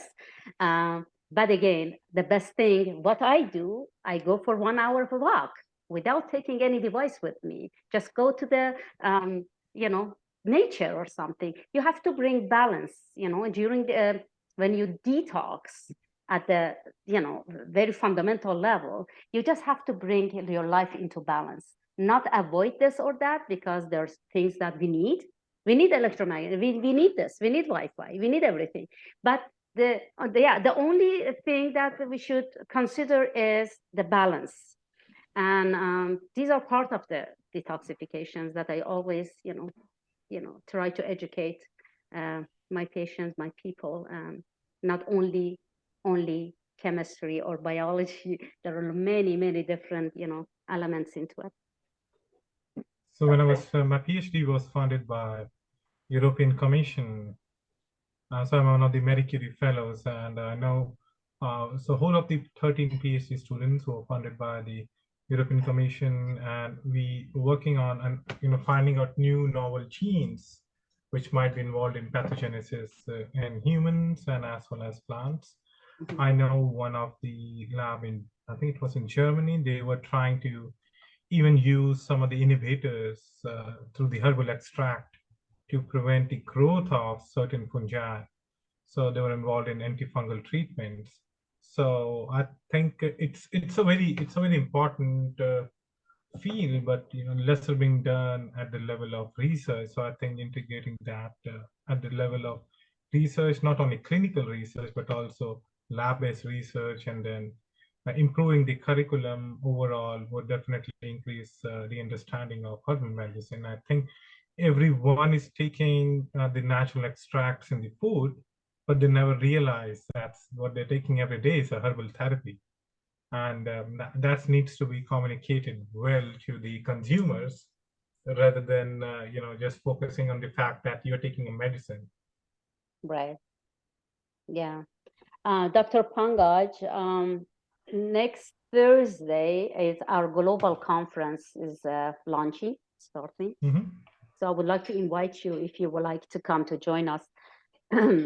And we are, me, Dr. Steve, we are having presentations. So, I know that you're coming from different background and you're coming into this domain. There are almost, I think, 38 presenters, if I'm not mistaken.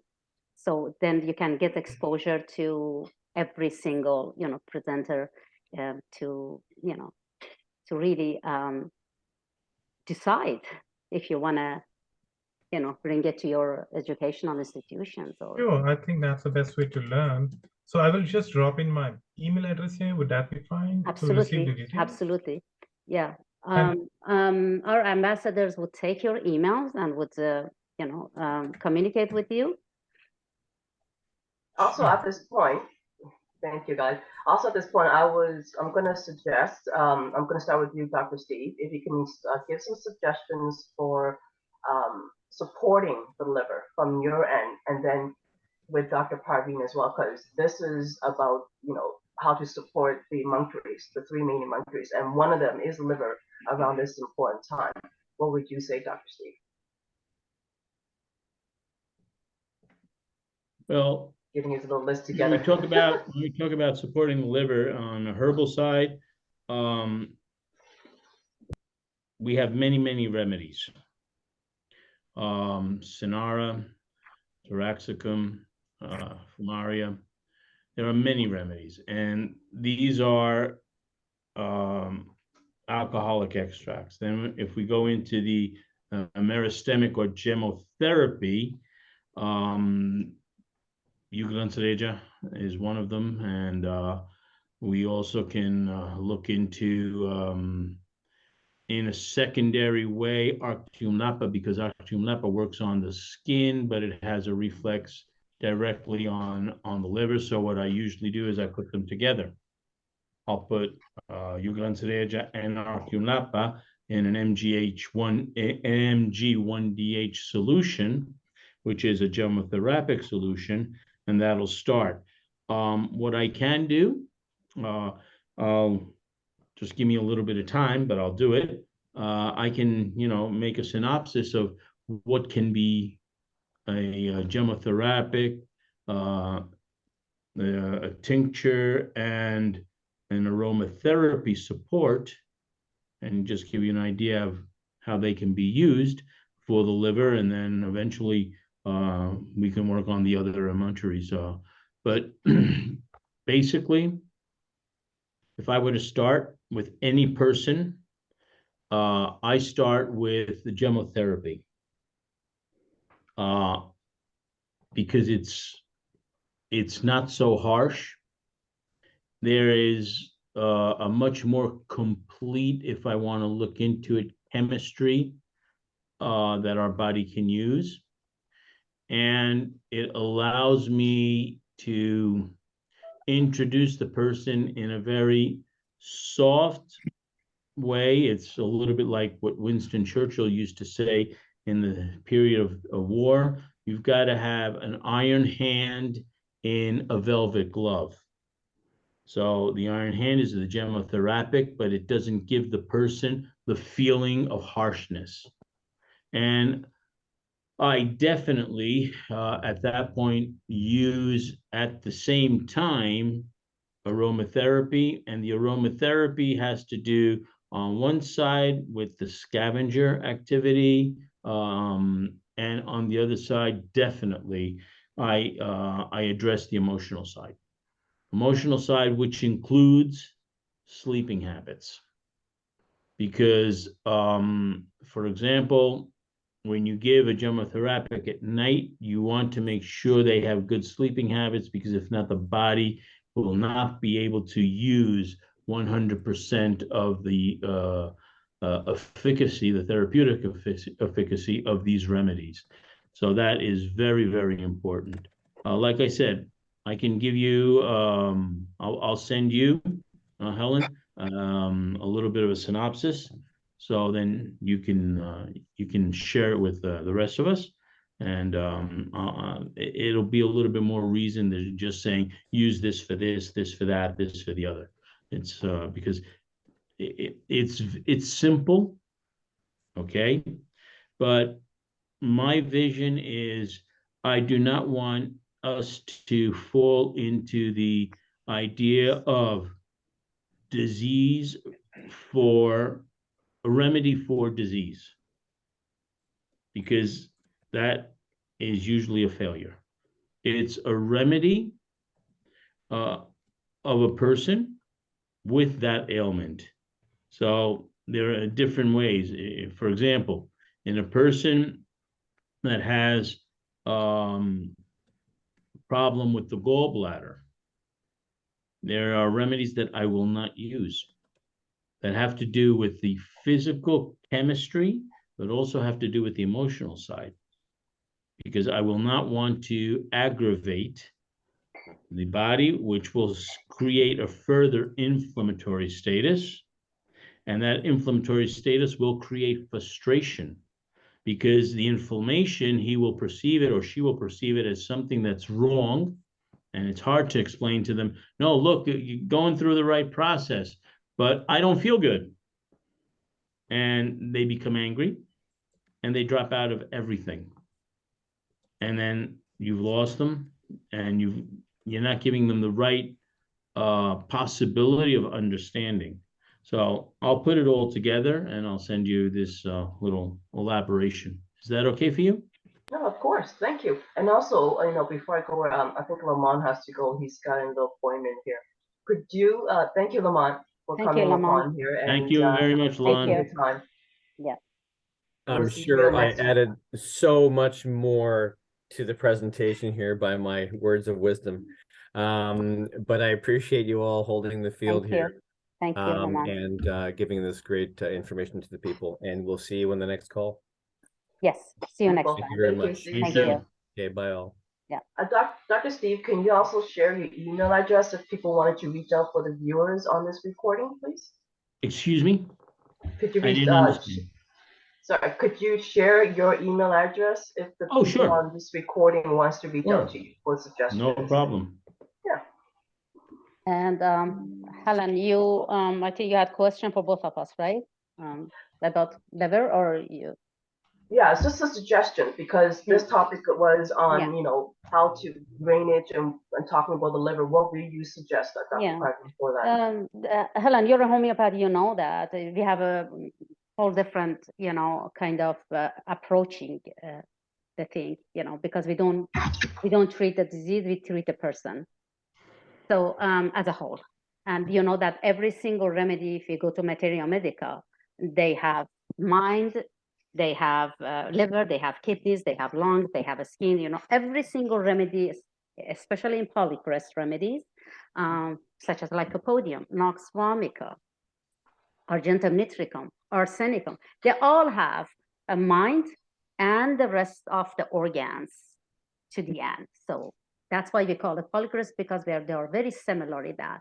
So no matter detoxification or chronic disease or whatever, because of, personally, there is 3 underlying causes of all problems. There is one disease with enormous amounts of manifestation of disease. One of them is toxication, right?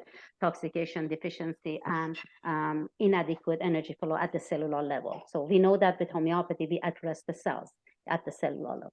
So depends on what picture of remedy matches with picture of the person, then we choose one of those polycrest remedies in order to bring balance and homeostasis, right? And then we address, I do the drainage with certain single remedies in a low potency. One thing that you should keep in mind, everybody should keep in mind, especially homeopath, never ever go with high potency for detoxifications. Always start with, because the more potentized the remedies it goes to the mind, we want to stay at the biology level. Yeah, from 6CH, 12CH, 9CH, 12CH to 30CH. I will never ever go more than 30CH in regards to single remedies. So at this point, that my detoxification process, it has different segments.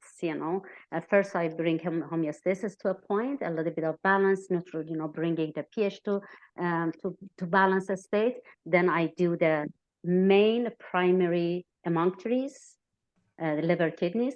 There are times that not even 2% would be the same. Always according to the case, there are cases that they had hepatitis in their history. They were smokers, they were alcoholic, they had fatty livers, they had, in some cases, no. They didn't have any of those issues. Definitely their remedies is different. So I choose from homotoxicology and gemotherapy and oligotherapy and lots of minerals. Then for the pathway remedies also, I choose from homotoxicology. So I think, Helen, you've worked with them, you know which I'm talking about. I currently work with UNDA and UNDA numbers, and they're fabulous, homotoxicology remedies that works very, very powerful. And that's how I do it. But as I said, not two cases are the same. So Which is true because in individualized medicine and what we're doing, everyone is so different. They're so unique in their own way, and not one person has the same cold because everyone displays it very differently, right? no, So it's like your parents cannot be my parents because your DNA is your DNA of parents, right? There is no such a thing. Your blood, for example, blood type never changes. It's your DNA, it's your imprint, your genetic imprint. The same thing when it comes to treatments. Treatments is one individual is one individual. There is no such thing. That's the problem with allopathic model, that they do not consider the constitution and the train of the person, and they give antibiotics to everybody the same.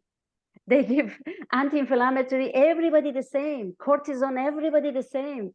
We don't have such a thing.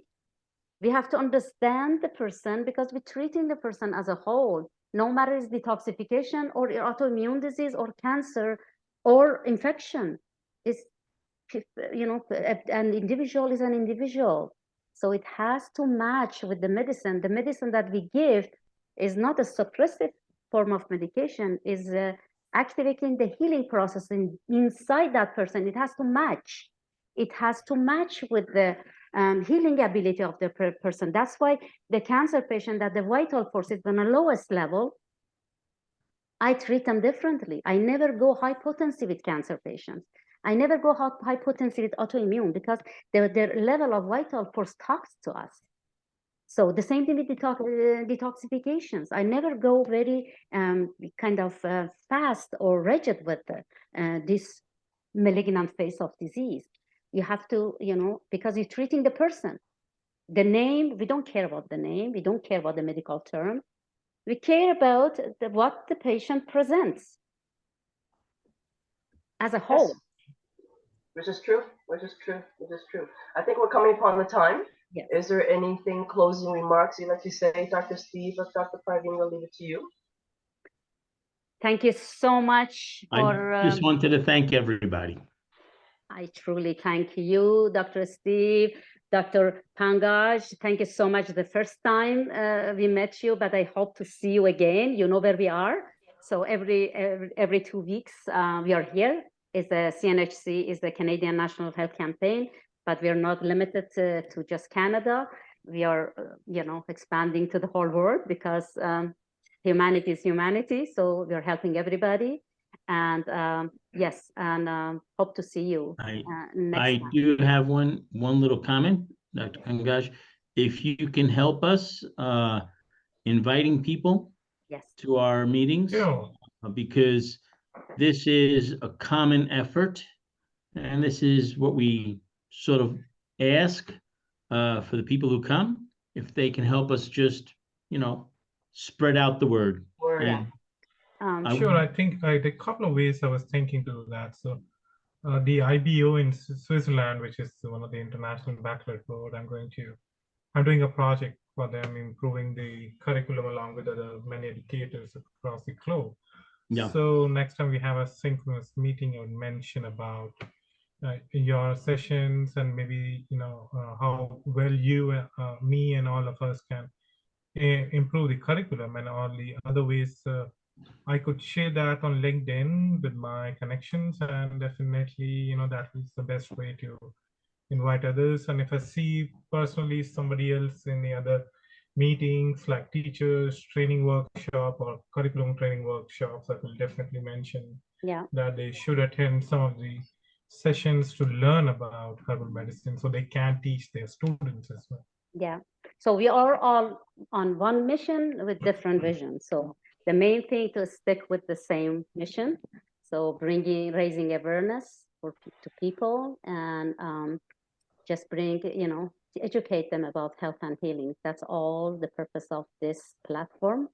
And thank you so much, guys. Thank you, Helen, for for your work, your hard work and commitment and everything. Thank you, Dr. Pankaj, and thank you so much, Dr. Steve, and congratulate you again for being part of C.N.H.C, and we're going to get bigger and bigger. Thank you so much. And you guys have our emails, and our ambassador would communicate with you. And yes, if you have any questions, just you know where we are. Thank you, everyone. And the recording will be everybody. available in a few days as well. Thank Yes, you. yes. Thank you. Wonderful. Thank you.